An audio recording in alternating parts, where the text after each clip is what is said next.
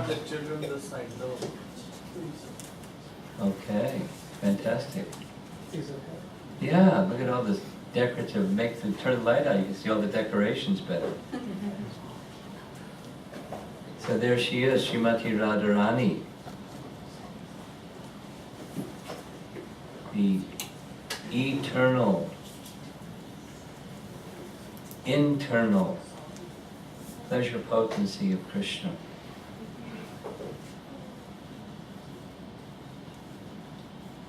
So I'm going to try to keep things brief, but it's difficult because when you're speaking about Radharani, it's easy for it to get not so brief.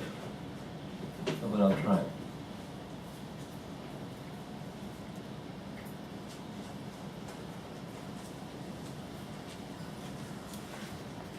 Radharani is the Shakti, a spiritual potency counterpart of Krishna, as we find from Chaitanya Charitamrita. Many of you know this verse. Radha Krishna Pranaya Vikritir Ladini Shakti Asmat Ekatmanava Pivali Pura Deha Beda Gatau Tau. This is just the first half. Srup Damodar.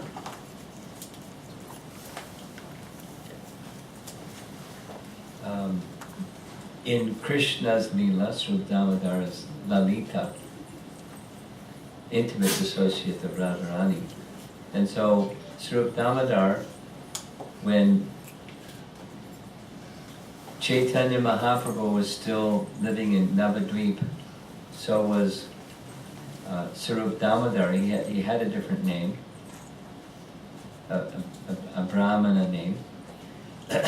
But when Chaitanya Mahaprabhu accepted sannyas, she also accepted sannyas and came to Puri to be with Chaitanya Mahaprabhu. And he, as Lalita understands the mood of Radha, Srup Damodar deeply understood the mood of Chaitanya Mahaprabhu. Deeply, profoundly. So much so that whatever the mood of love that Chaitanya Mahaprabhu was experiencing, being very scholarly and also very expert in singing, he would sing verses from the scripture that exactly nourished and complemented Chaitanya Mahaprabhu's mood. And would quote from scripture and constantly give nourishment to Mahaprabhu's ecstatic love for Krishna in the mood of Radharani. He was his intimate companion. So he understood this position, that Krishna and his Ladini Shakti Radha, they're one entity, eternally manifested in two forms. Eternally manifested in two forms. One entity. It's profound. Similarly, like the sun and sunshine, it's one entity. But the sunshine is not the sun is not the sunshine in all respects, but they're one entity. So Radha and Krishna, one entity. So the pastimes of Radha and Krishna is Krishna enjoying his own potency. And in contrast, the living entity cannot do that, because everything is Krishna's potency.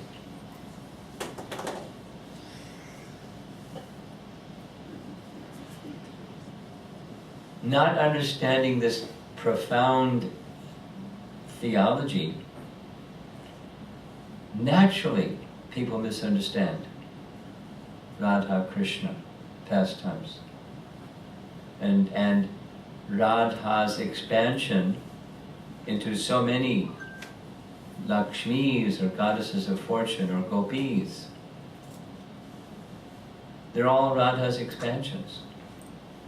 And she's his internal potency. So in Krishna, it's abundantly presented in Jiva Goswami's commentary in those intimate chapters, Gopi Gita section of 10th canto, that the exchanges between Krishna and the gopis is between Krishna and his own potencies. If we, to say us, if we want to enjoy, we need to enjoy something outside of ourselves. We seek something outside of ourselves. Friend, companion, husband, wife, beloved, something to eat, something to see, something outside of ourselves. And so Dharma says for a man or a woman to take the association of someone outside of their own lawful marriage, because marriage is a lawful combination of male and female, and the other is sin. It's unlawful by Dharma standards. So people see what Krishna has done with the rasa dance, etc., and it's unlawful, it's adharmic.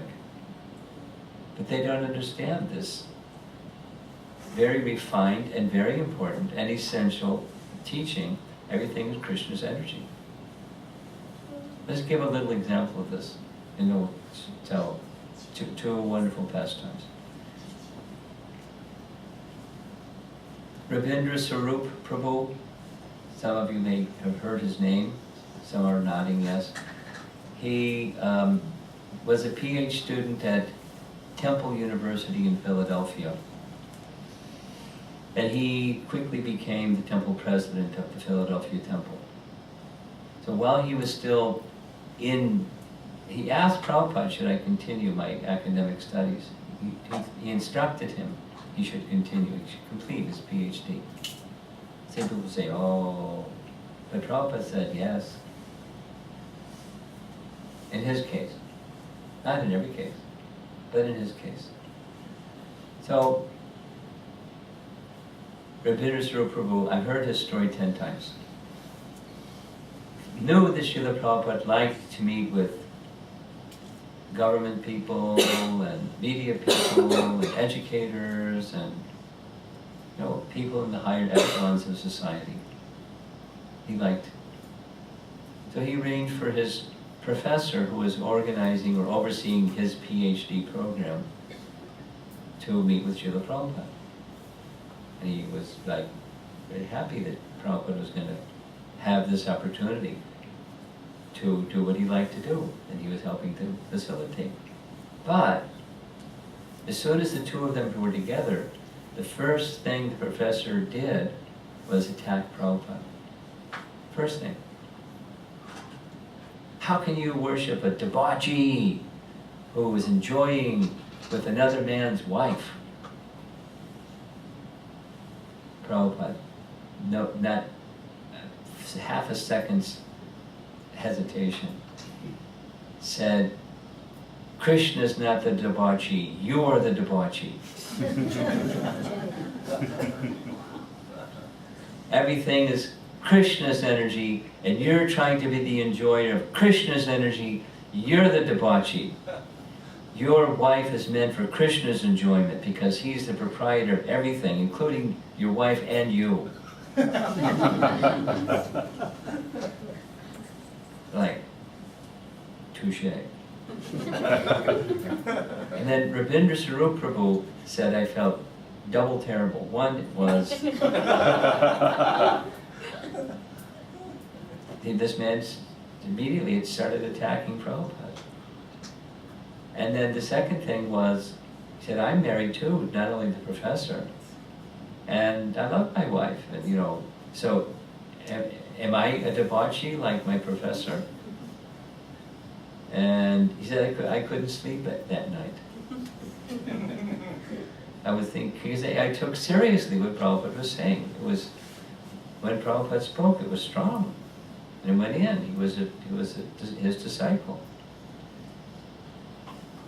And then his understanding, the next morning, he got a little clearer headed, he said, and he was understanding, my wife is not for my enjoyment, she is for Krishna's enjoyment.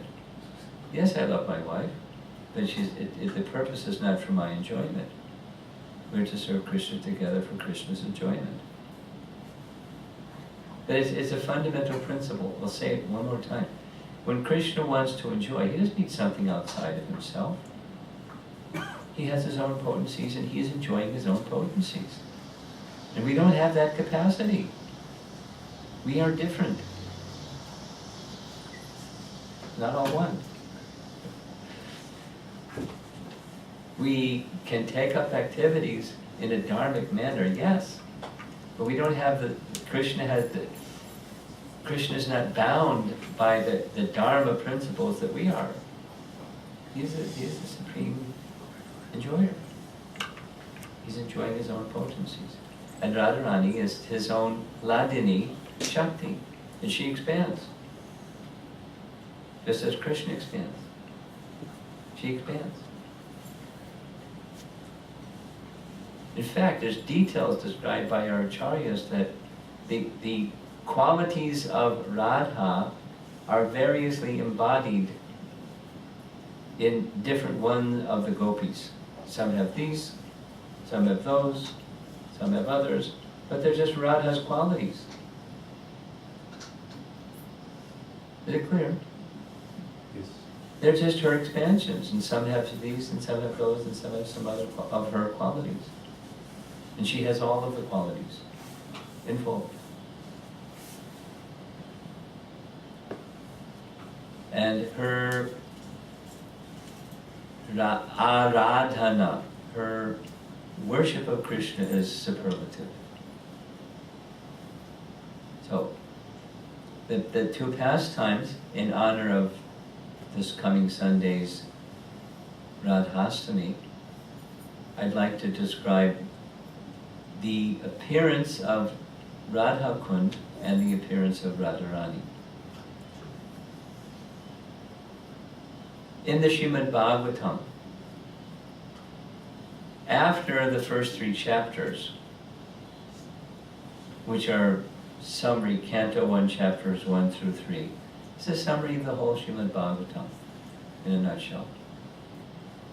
And the very first question the sages ask after hearing that section, they ask 6 questions in chapter 1, they get answers in chapters 2 and 3. The next question is, please describe the advent of the Srimad Bhagavatam. And so there's 3 chapters discussing the appearance of Srimad Bhagavatam. When something auspicious comes, it comes in an auspicious way, and just hearing about the auspicious appearance of that all auspicious Srimad Bhagavatam, or Krishna Janmashtami, or Radhastami, or Balaram's appearance day, Ramchandra's appearance, hearing the pastimes of these personalities and their appearance, it's very special. There's enormous potencies just within the narrations. So, Radha Kund is our first, and Radha Kund is situated at the northern end of Govardhan Hill. If we were to have a quiz question for the kids in your Sunday school class, or the adults in your Bhakti Shastri course or something like that, if you were asked, who's the best devotee of Krishna? You might say Radharani. You might say Balaram. You might say somebody. You might say Arjuna, his best friend. You might say Uddhava. If you say Radharani and the gopis, they're the best of Krishna's devotees, they say Govardhan Hill is the best. It's in the 10th canto Bhagavatam. explicit verses. And they give the reasons why they say that, because Govardhan Hill is always serving Krishna in every possible way, and they list a number of the ways. And one of the ways listed, there's a beautiful painting here of Govardhan Hill providing flat rocks for Radha and Krishna to sit on. And the cowherd boys. Govardhan Hill supplies nice caves. I have a nice painting of that one, but I didn't include it here. Minerals, grasses for the cows, and streams of water coming down the side of Govardhan Hill for the cows and the cowherd boys. And the list goes on. In so many ways, Govardhan Hill is the best. Haridas Varya is the Sanskrit term. Haridas Varya, the best of the devotees of Hari. During the pastimes of Radha and Krishna, there was the existence of Radha Kund and Shama Kund. But after Krishna's pastimes concluded and so many thousands of years had transpired, that Radha Kund and Shama Kund and the other places of Krishna's pastimes were lost. But when Chaitanya Mahaprabhu came to visit Vrindavan, one of the places specifically mentioned in Chaitanya Charitamrita that he discovered where it was on the northern end of Govardhan Hill. And then later, we'll hear a little bit about this, Raghunath Das Goswami excavated the Kund. There's a nice story. We'll see in a moment. The excellence, super excellence of Radha Kund is described in 3 verses of Nectar of Instruction. Some of you have already or will in the future take Bhakti Shastri. And one of the 4 essential texts is Nectar of Instruction. And of those texts in Nectar of Instruction, 3 of them are focused on Radha Kund. We're going to read them. Rupa Goswami's Upadesh Amrita. The holy place known as Mathura is spiritually superior to Vaikuntha, the transcendental world, because the Lord appeared there. Superior to Mathura Puri is the transcendental forest of Vrindavan, because of Krishna's Rasalila pastimes. And superior to the forest of Vrindavan is Govardhan Hill, for it was raised by the divine hand of Sri Krishna, and was the site of its various loving pastimes. And, above all, the super excellent Sri Radha Kund stands supreme, for it is overflooded with the ambrosial nectarine prema of the Lord of Gokula, Sri Krishna. Where then is that intelligent person who is unwilling to serve this divine Radha Kund, which is situated at the foot of Govardhan Hill? It's actually at the head. You'll see the photo. Next, second of 3. Among the gopis, Srimati Radharani is the most dear to Krishna. Her Kund is as profoundly dear to Lord Krishna as this most beloved of the gopis. Who then will not reside at Radha Kund and, in a spiritual body surcharged with ecstatic devotional feeling, render loving service to this divine couple, Sri Radha Govinda, who perform their Ashtakaliya Leela, their eternal 8-fold daily pastimes.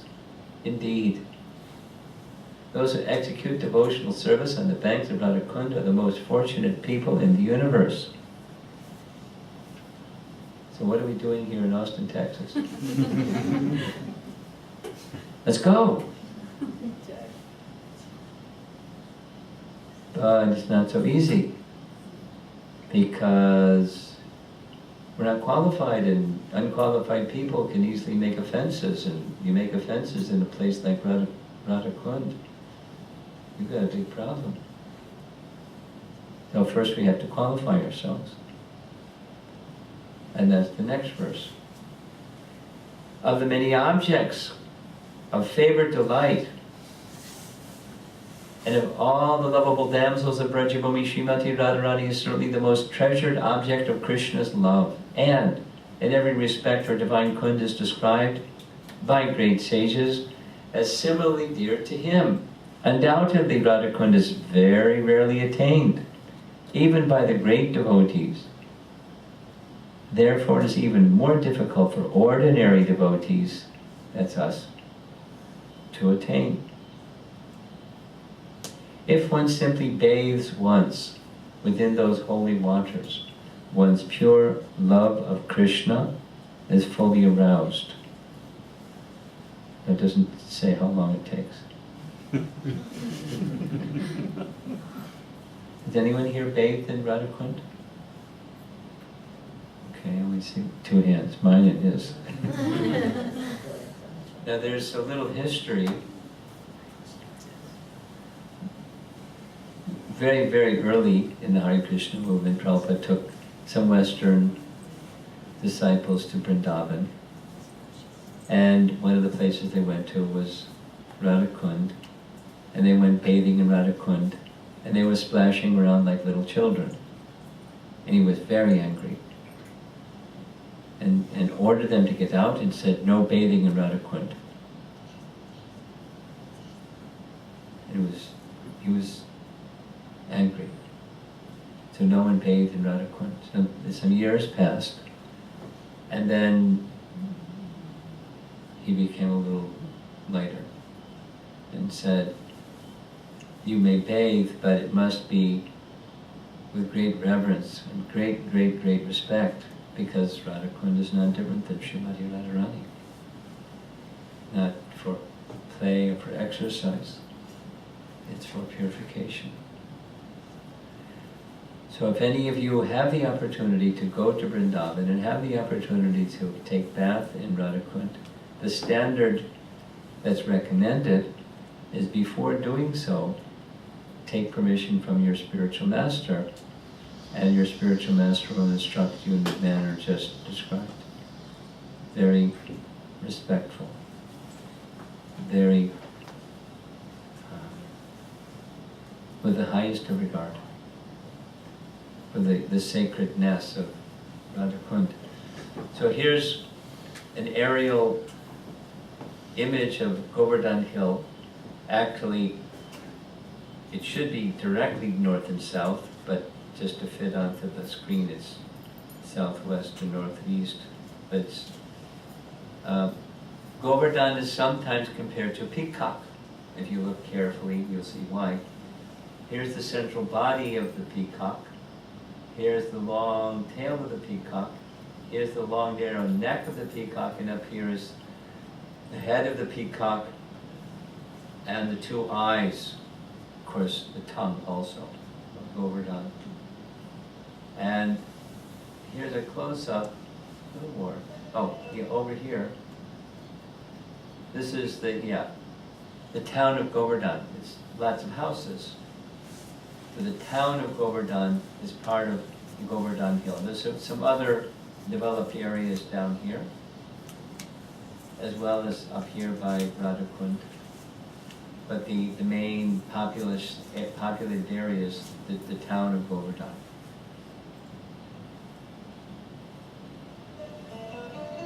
And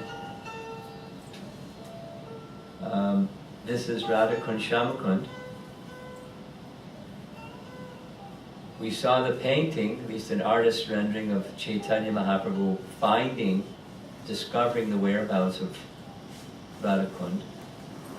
And then devotees began living in that area. And one of those persons living in that area was Raghunath Das.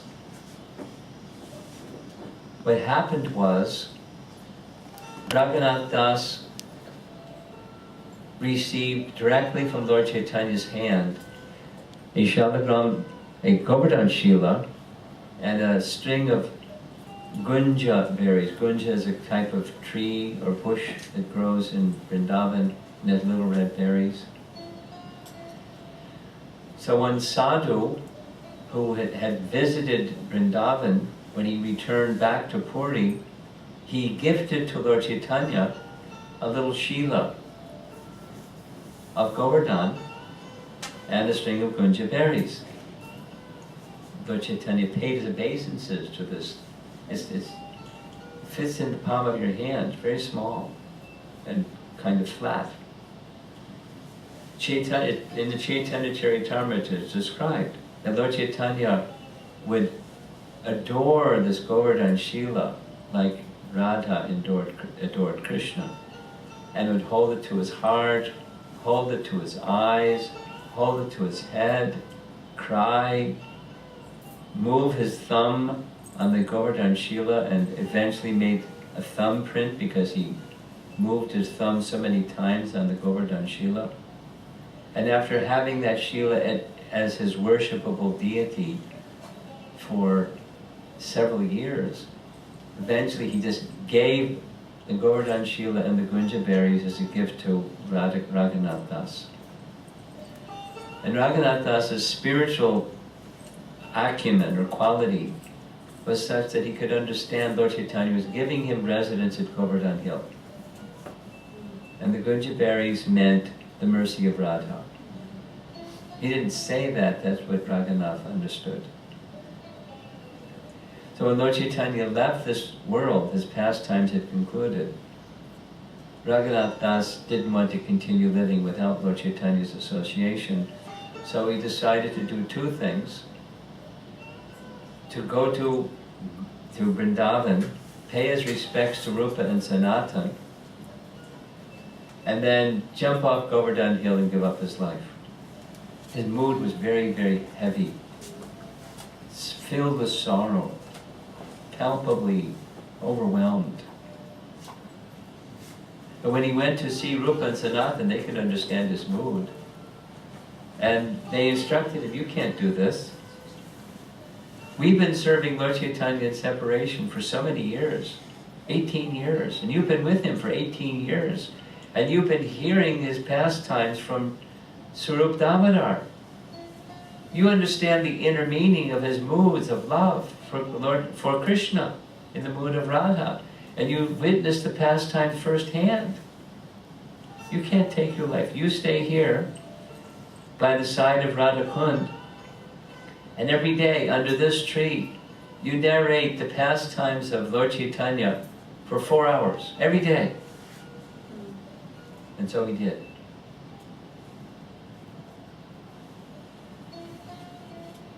And he continued to worship that Govardhan Shila until he left this world.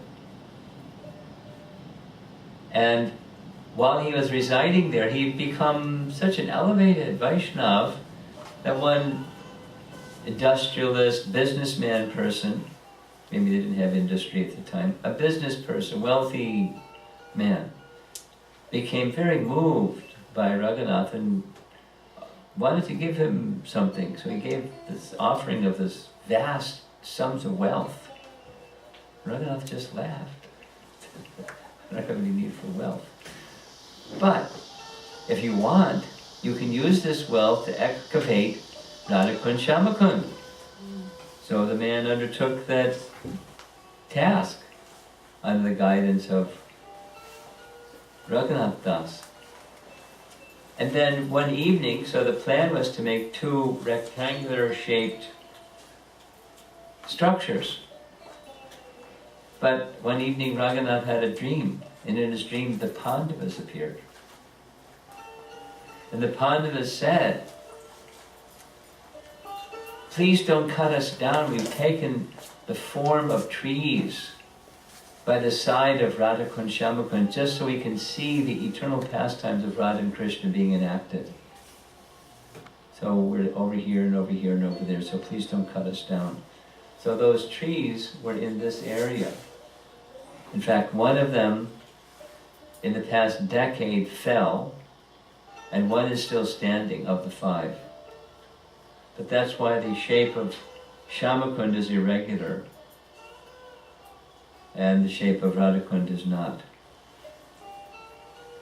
And one of our great acharyas, Vishwanath Chakravarti Thakur, wrote an essay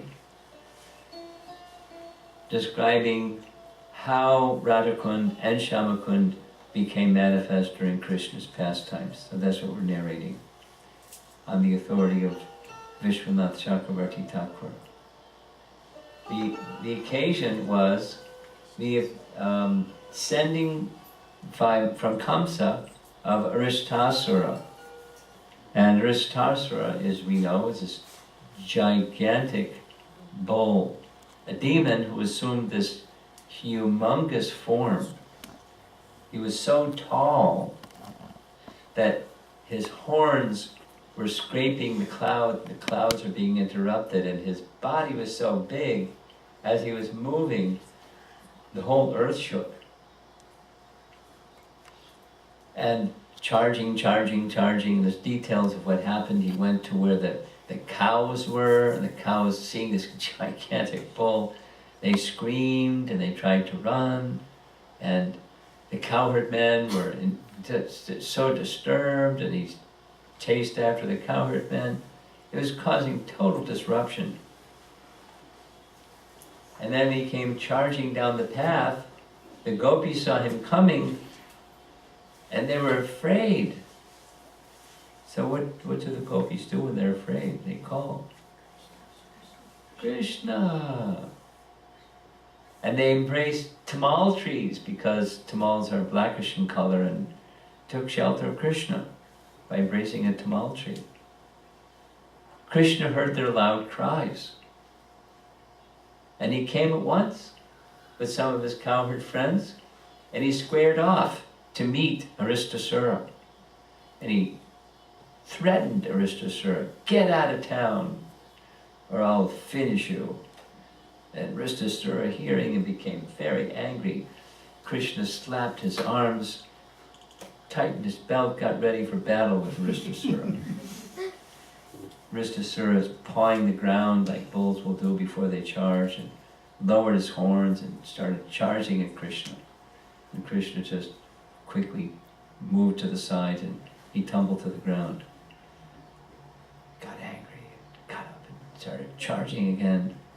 And he was charging again. Krishna grabbed him by the horns and pushed him to the ground, and broke the horns off, and started thrashing him with both his own horns until he was dead. The way the Bhagavatam says is, he struck him with his horns until he lay prostrate. He, as if he was a wet cloth, thrashed him again and again and again. Finished Aristasura.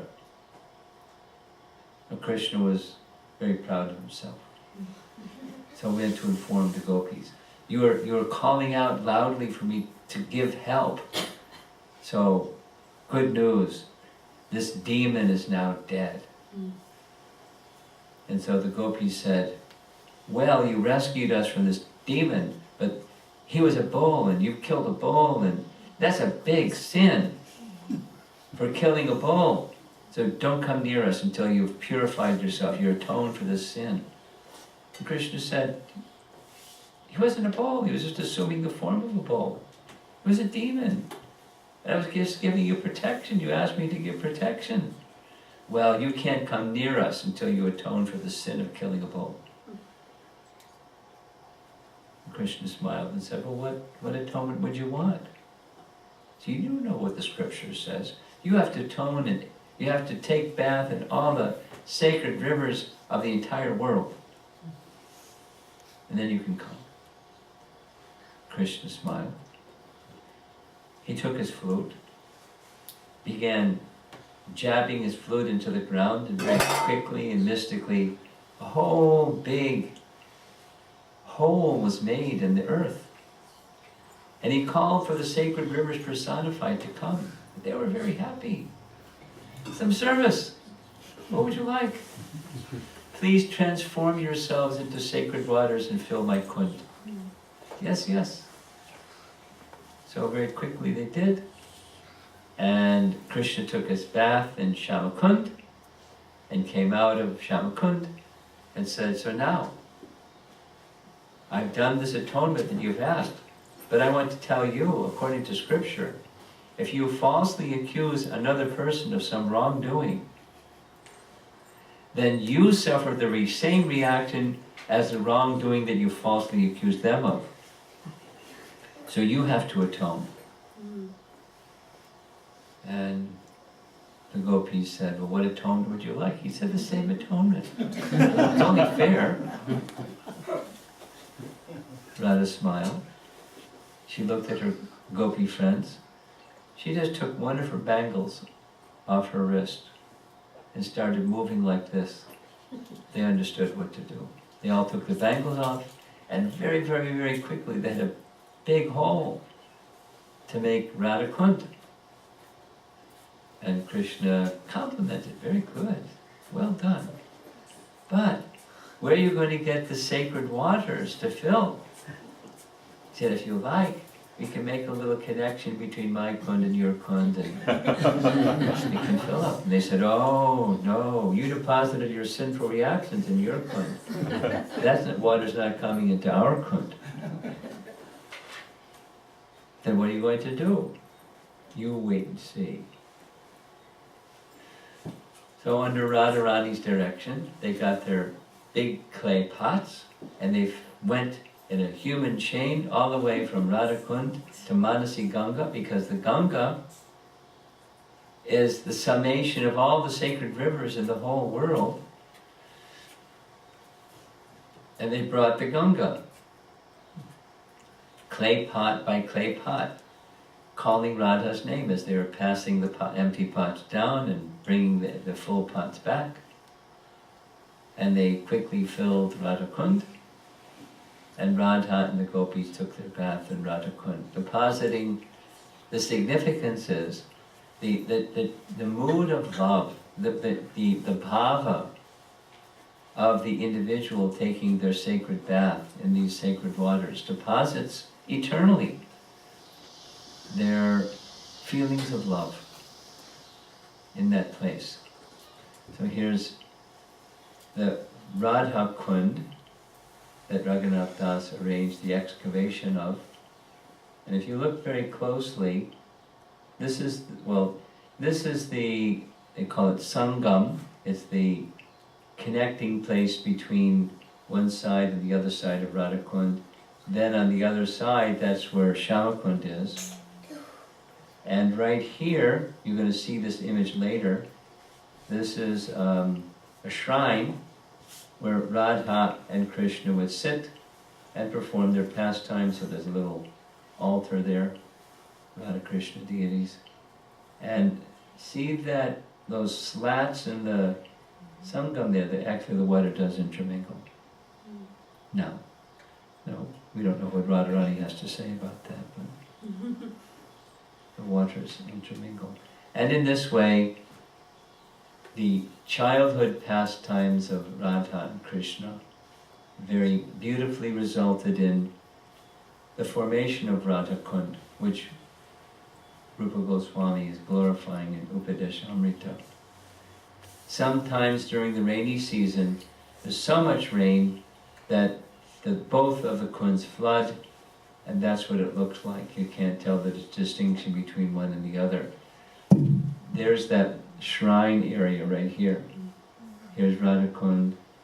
There's the shrine. You can't see the dividing the Sangam. There it is again.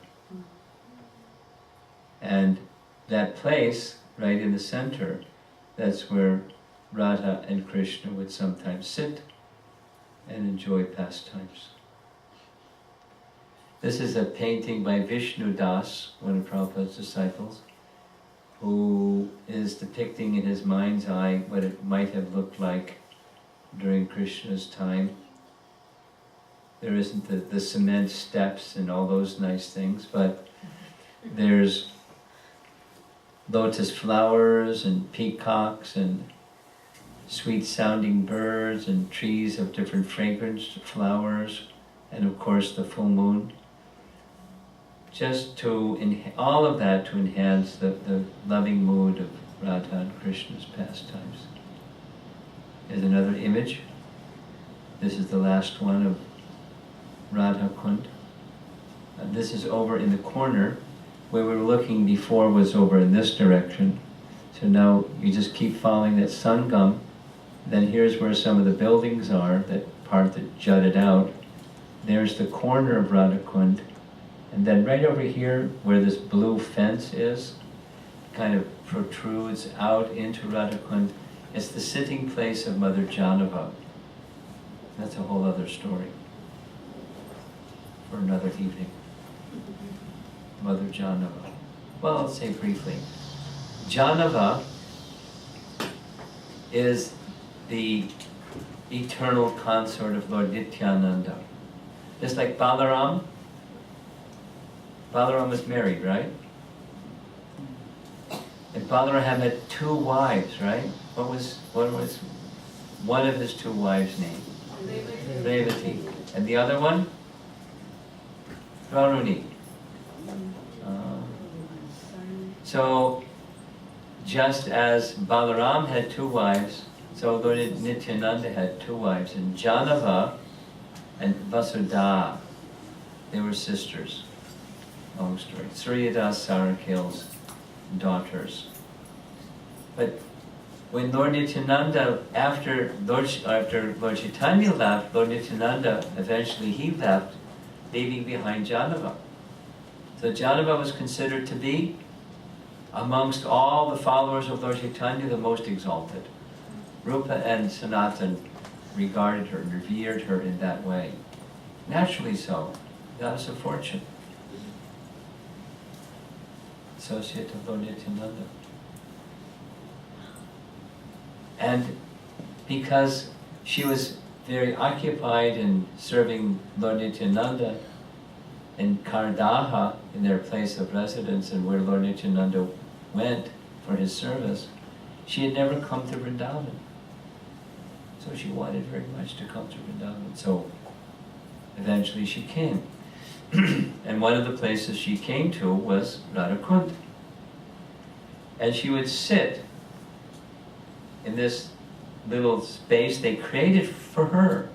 It has a little set of steps that she could walk down, and in privacy she could take her bath. And the temple of Gopinath is right there, the whole other story about she discerned, she revealed to the world, this is the place of Radha Gopinath. Build a temple for them right here. And as she would sit, there's a flowering tree, leafy tree, especially in the rainy season, lots and lots and lots of foliage, so she could sit and chant the holy name. One day when she came back after chanting for hours, she described what she experienced, not just saw, but she experienced Radha and Krishna's pastimes. And she described a bridge, there's a beautiful painting of it, a bridge over which the gopis were coming with their dairy products and chamaras and various articles for worship of Radha and Krishna. And Radha and Krishna were on a swing. I've been to Radha Kund many times. I never saw a bridge. I never saw a swing. But I'm not Janava either. And the pastimes of Krishna, the point is, the pastimes of Krishna are eternal. They're eternally going on. We don't have the capacity, we don't have the purity, we don't have the qualification to see. Janava did. And other great Vaishnavas did. And they revealed Krishna's pastimes to the world.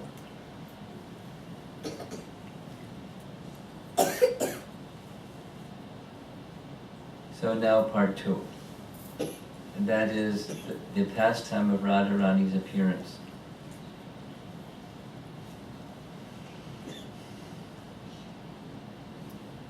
There are variations on the theme of Radharani's appearance. There are different narrations in different Puranas. One time in Montreal, Prabhupada was narrating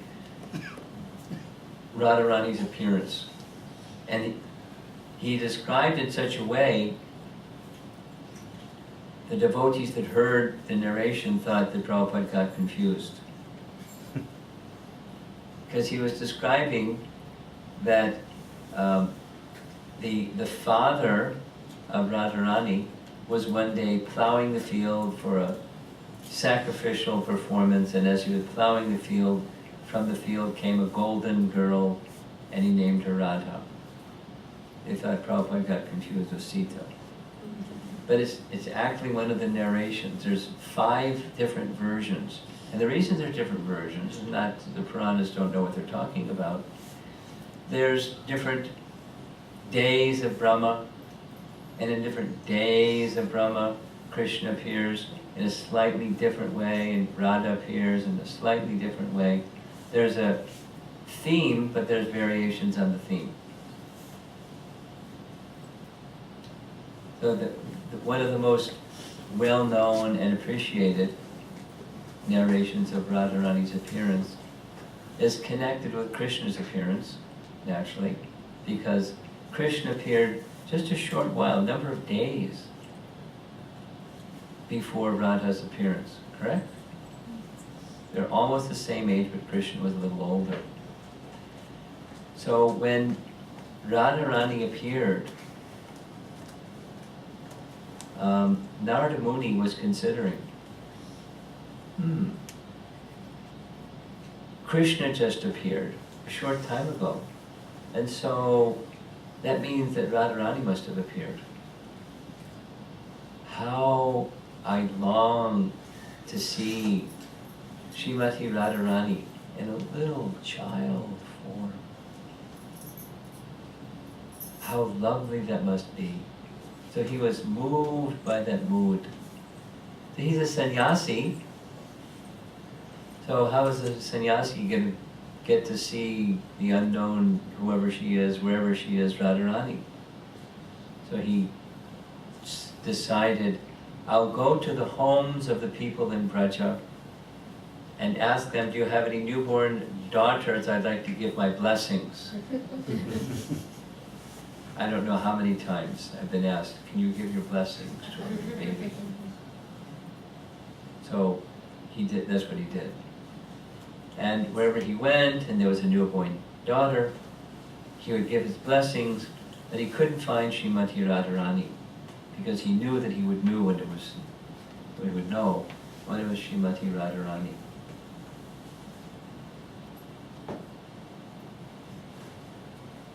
So he was not giving up hope, but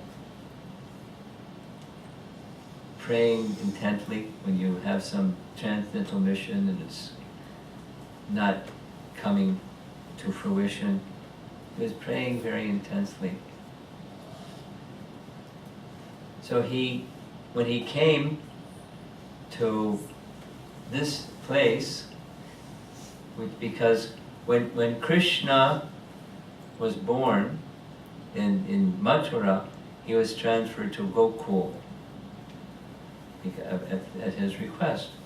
So Vasudeva brought him, placed him by the side of Nanda Maharaj and Mother Jasoda, and they raised him, and Balaram.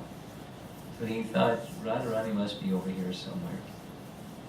And Rishabhanu and Nanda were very close friends. So when Nanda came to this side, Rishabhanu also came. And he had the same situation as did Nanda. He had no child. Nanda wanted a son, Rishabhanu wanted a daughter. So one day,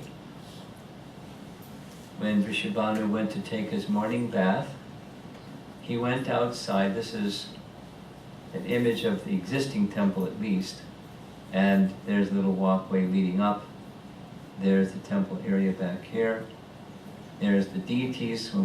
Often when we go, it's really early in the morning, so they're still resting, lying down. There's an image of the deity. And right by the side of the house is a riverbed, a dried up riverbed, where the Jamuna used to flow. There's along the banks of the river Jamuna that used to be there, and here's the side of the house where the riverbed was. So he went to take his bath, and when he went to take his bath, he saw this golden light in the darkness, glowing. And as he got closer, he was very curious. It was a lotus flower. It was glowing, golden.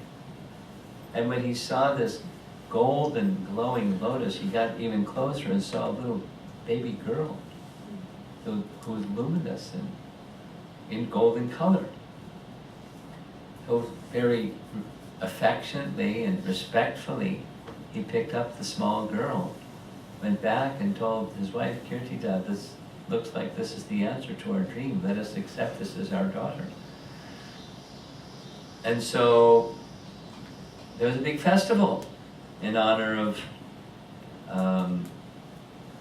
the birth of Radha, except that there was a problem. The girl, little baby, didn't cry. In fact, didn't make any noise at all. You know any babies that don't make any noise at all? And she didn't respond to any sound. And so she didn't open her eyes, she didn't make a sound, she didn't respond to sound, blind, deaf, and dumb. So they were in anxiety, but the Lord's arrangement, this is our child. So when Narada came to their home, he asked, do you have any newborn children here? And they said, well, we have a son, not exactly newborn. Sridham is the older brother. So they introduced Sridham. Narada was very happy, nice boy. But no newborn children, okay. And he started to leave, and Vrishabhanu said, well, wait a minute. I didn't want to bother you, but maybe since you're such a saintly person, maybe you could do something. We have a small daughter, and she's blind, deaf, and dumb. Maybe you can make her well. Give her some blessing or something. He said, take me to where she is. So she was still in a little baby cradle. As soon as he walked in the room, Narada was stunned. He could feel the presence of Srimati Radharani. He said, I know some special mantras and some special pujas. I need the following paraphernalia, and I need absolute silence and privacy for half a day. And I think I can make her good. So they got all the paraphernalia, they did close the door. And as soon as they closed the door, he paid his obeisances and started worshipping Radharani in a little baby form. He was so happy. And after, to his heart's content, worshipping Radha, he came back and told Vrishabhanu and Kirtida that it may take some time for the mantras to take effect. But I have a suggestion. Create an atmosphere of auspiciousness. You are most likely planning to have a big festival. Have a big festival and honor the appearance of your daughter, and be sure to invite Nanda and Yasoda. Oh, he's my best friend. I'm sure to invite him. Wonderful idea. Thank you, Narada. So they came.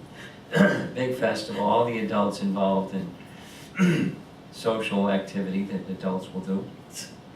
And little Krishna, little boy, but able to toddle because he was precocious. He knew how to do things before his own age. He toddled over to where the crib of Radha was. And as soon as he looked, there's a nice painting. As soon as he looked over the edge of the crib, Radharani opened her eyes. She smiled. She cried very loudly. Because she didn't want to see anything, hear anything, speak anything other than Krishna. And as soon as Krishna was there, so the parents heard the cry. And they came and, oh, Narada Muni's benediction, everything has come out nice. He must have very special mantras. Highly effective Narada Muni. So this pastime took place at this place, and as you could see from the outside, it's not spoiled by commercialism and, you know, what happens to a lot of Vrindavan. Maybe one day it will become spoiled like everything else, but right now it's, and for the past several decades, it's been very nice, very peaceful, and very sacred. So that's the story of Radharani's appearance, one of the primary stories and narrations of Radharani's appearance. And I'm ready to wrap it up, but I want to share one thing. You know, this is festival season. Every year it's Balaram Purnima. And then some days later, Krishna Janmashtami. And then some days later it's Radhastami. And then the very next Purnima is Bhadra Purnima. And Bhadra Purnima is described in Srimad Bhagavatam, in the final chapter, 12th canto of Srimad Bhagavatam. And it speaks like this.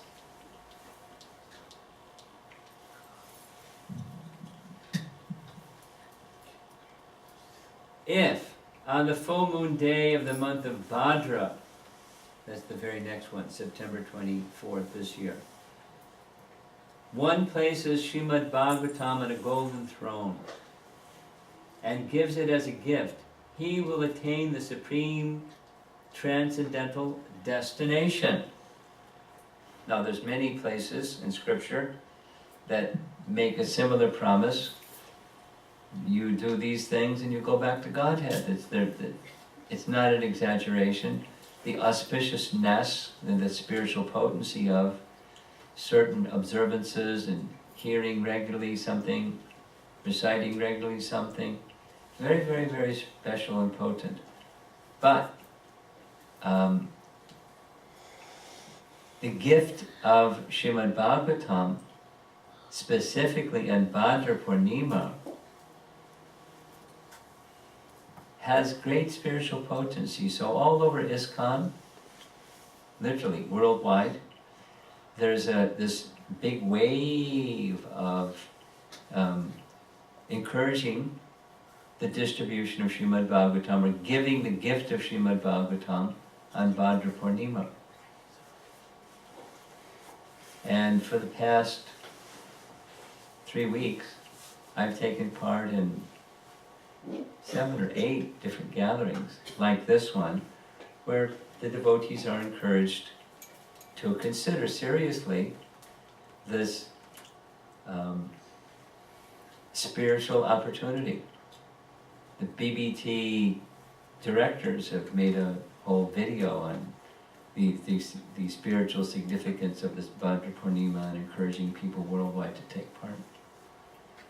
Just this past Sunday I was in Boston for the Sunday feast. And it was really nice.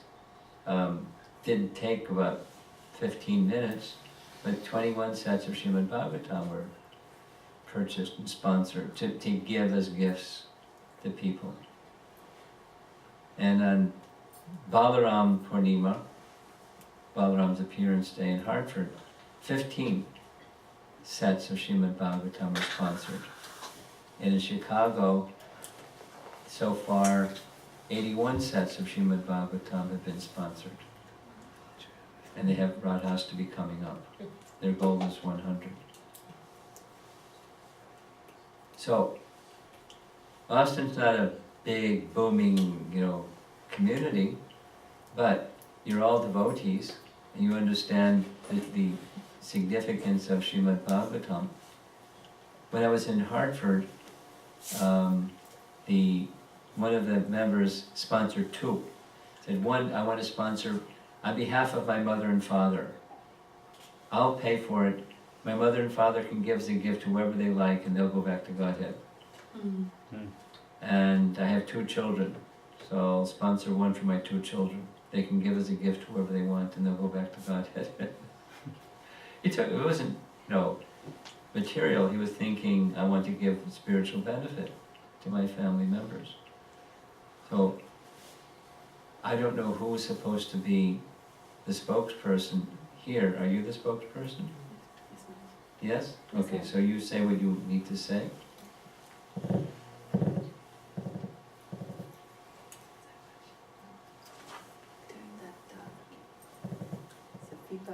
Should I turn it off? Sorry.